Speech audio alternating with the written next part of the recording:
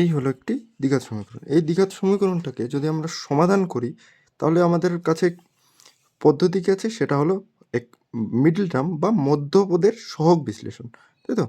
কিন্তু middle term না করেও ছোট করে এই অঙ্কটাকে করা যায়।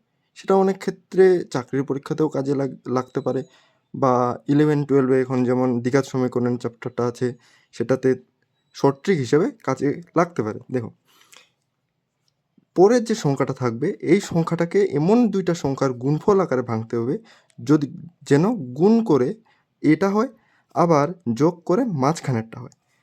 তাহলে দেখো, তাহলে এক্স ইকুয়াল টু হবে হলো, তাহলে 15কে যদি ভাঙি -5 -3, এই দুইটা সংখ্যা হলো গুণ করে, দেখো 15 আসবে, +15 আসবে, আবার যোগ করলে -8 আসবে।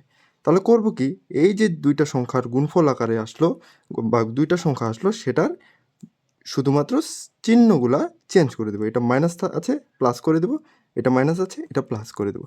এই হলো এই দ্বিঘাত সমীকরণটা দুইটা বীজ, তাই তো? আচ্ছা, দেখো এই আরেকটি দ্বিঘাত সমীকরণ, তাই তো? এই দ্বিঘাত সমীকরণটাকে যদি আমরা আগের নিয়মে সমাধান করি তাহলে কি আসতে পারে? তো এই 6কে কীভাবে ভাঙবো? 6কে ভাঙবো এমন দুইটা সংখ্যার গুণফল আকারে ভাঙবো যেন -6 হয়, আবার যোগ করলে যেন -5 হয়। তাহলে কী আসবে? -6 একটা, আর একটা 1, তাই তো? তাহলে দেখো, গুণ করে -6 আসবে, আবার যোগ করলে দেখো -5 আসবে, তাই তো?